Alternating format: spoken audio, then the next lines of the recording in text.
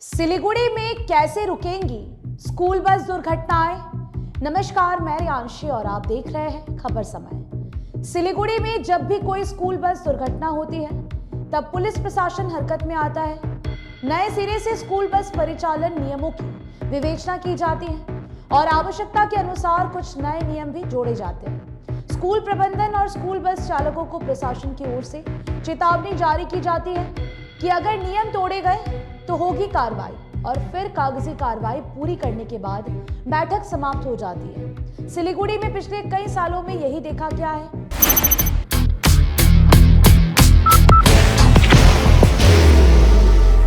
There will only be one insignia.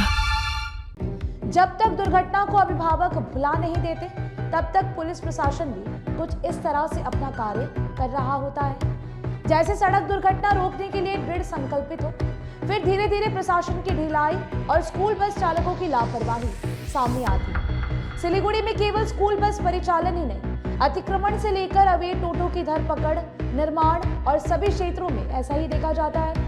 कुछ दिनों तक प्रशासन की सजगता रहती है और उसके बाद सब कुछ सामान्य हो जाता है, लोगों का भ्रम उतर जाता है। सिलीगुड़ी में हाल ही में ईस्टर्न बाईपास पर 8 साल के मासूम यशवर्धन की दर्दनाक मौत के बाद सिलीगुड़ी पुलिस प्रशासन हरकत में है और सिलीगुड़ी में चल रही बेलगाम स्कूल बसों पर नियंत्रण की योजना बना रहा है। स्कूल प्रबंधन, बस मालिक और चालकों के साथ पुलिस प्रशासन की पिछले दिनों हुई बैठक के बाद जो नए नियम निर्धारित किए गए हैं उन पर एक नजर डाल लेते हैं। मुख्य रूप से जो नियम बनाए गए हैं उनमें प्रत्येक स्कूलों को मुख्य सड़क पर बस स्टॉप निर्धारित करना होगा।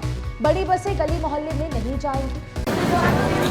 बाहर की भागदौड़ अब नहीं तोड़ेगा आपके घर का सुकून। SBM गोल्ड UPVC विंडोज, आपके घर का सुकून। माता पिता या अभिभावक को ही अपने बच्चों को लेकर मुख्य सड़क पर निर्धारित बस स्टॉप पर आना होगा। अन्य नियमों में सभी स्कूली बसों में महिला attendant, first aid box, GPS की अनिवार्य व्यवस्था, बसों का फिटनेस प्रमाण पत्र, परमिट, रोड टैक्स, बीमा प्रमाण पत्र, चालकों का कैरेक्टर सर्टिफिकेट, बस चालकों की पृष्ठभूमि, शराब पीकर गाड़ी चलाने पर प्रतिबंध इत्यादि नियमों को लागू करने पर सहमति हुई है। DCP ट्रैफिक काजी शमशुद्दीन अहमद ने जोर देकर कहा कि नियमों में लापरवाही बर्दाश्त नहीं की जाएगी और किसी तरह की त्रुटि होने पर चालकों का लाइसेंस भी रद्द किया जाएगा। उन्होंने यह भी कहा कि प्रत्येक दिन स्कूल बस की आखिरी ट्रिप में प्रमाण पत्रों की पूरी जांच होगी। अगर कोई भी दस्तावेज गलत पाया जाता है तो स्कूल बस चालक का लाइसेंस रद्द किया जा सकता है। पुलिस प्रशासन का ये नियम कहीं से भी व्यवहारिक नहीं दिखता है। अगर कुछ दिनों तक ट्रैफिक पुलिस के अधिकारी ऐसा करते भी हैं तो बाद में वे खुद ही ढीले पड़ सकते हैं। इसका एक कारण ये भी है कि पुलिस के पास और भी काम होते हैं। इसके लिए अलग से नियमित रूप से समय निकालना आसान नहीं होगा। सिलीगुड़ी पुलिस कमिश्नरेट इलाके में छोटे बड़े 50 से ज्यादा निजी स्कूल हैं और इन स्कूलों के पास 500 से ज्यादा भी स्कूली बसें हैं। ये सभी बसें दिन में 3 से 4 बार सिलीगुड़ी की सड़कों पर दौड़ती है।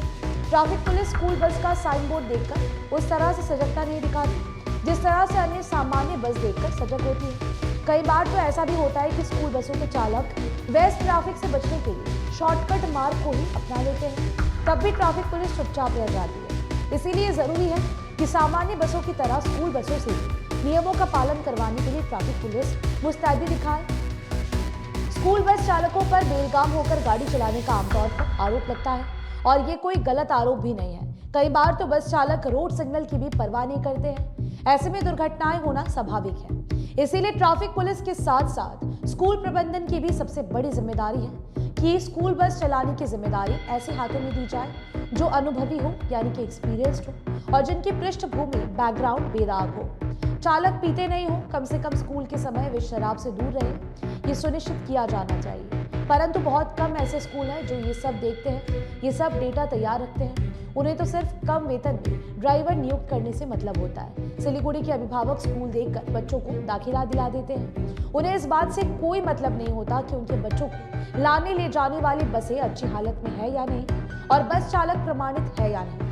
अभिभावकों को अच्छा स्कूल चाहिए जो उन्हें मिल जाता है, लेकिन जिस बस से उनके बच्चे आना जाना करते हैं उन बसों की ओर उनका कोई और ध्यान ही नहीं जाता। अगर अभिभावक स्कूल के साथ साथ बच्चों को स्कूल लाने और घर छोड़ने वाली बस का ध्यान रखें तो दुर्घटनाएं भी कम होंगी। माता पिता और अभिभावक को चाहिए कि हर महीने परिवहन पर 2000 से 3000 खर्च करते हैं, लेकिन उनके बच्चे बसों में सुरक्षित नहीं होते हैं। इसीलिए अब समय आ गया है कि सिलीगुड़ी के अभिभावक स्कूल के साथ साथ स्कूली बसों को भी तरजीह दें।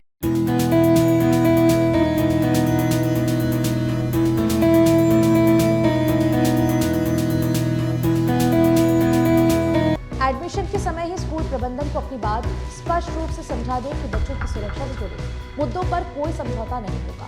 यह अत्यंत महत्वपूर्ण है क्योंकि बच्चे सुरक्षित हैं तभी पढ़ाई का कोई मतलब होता है। बच्चों की जान से खिलवाड़ करती स्कूली बसों का हर तरह से बहिष्कार किया जाना चाहिए। इस तरह से अभिभावक, स्कूल प्रशासन, पुलिस प्रशासन और स्कूल बस चालकों की परस्पर समन्वय, सहयोग और अनुशासन और नियमों के पालन में सख्ती से ही सड़क दुर्घटनाओं में कमी लाई जा सकती है। अन्यथा पुलिस प्रशासन की ओर से चाहे जितने भी नए नियम बना लिया जाए और उन नियमों को स्कूलों तथा स्कूल बस चालकों पर थोप दिया जाए, उसका कोई मतलब नहीं होता। जब तक सिलीगुड़ी के अभिभावक दृढ़ता नहीं दिखाते तब तक स्कूल प्रबंधन भी सुरक्षित वाहन परिचालन पर ध्यान नहीं देते हैं, ये नहीं भूलना चाहिए। फिलहाल अपना ध्यान रखिएगा। आपको बता दें कि आपके लिए खबर हमारे प्रतिनिधि सुरेंद्र श्रीवास्तव द्वारा लिखी गई है। आप हमारी खबरों को YouTube पर भी देख सकते हैं। हर समय खबर समय, धन्यवाद।